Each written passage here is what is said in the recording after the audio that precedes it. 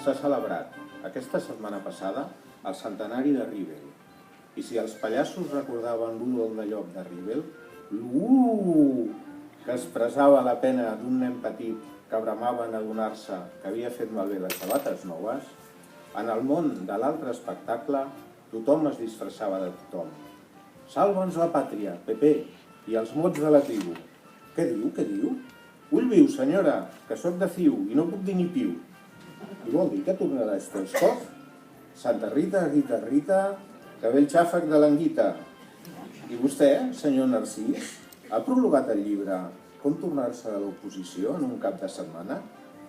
Pallassos d'arreu del món reunits a Cornellà no ho acabem d'entendre, ni poc ni gaire.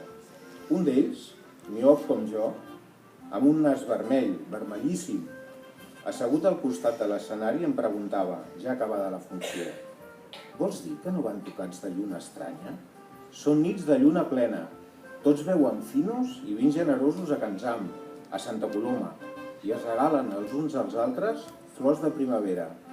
Ens va interrompre un excap de gabinet de governador civil, que buscava feina. És que em fan fora, sap?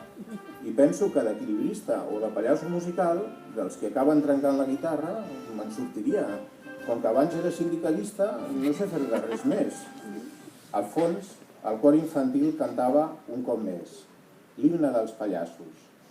Un extret de Contes de la Ràdio, d'Ignasi Riera.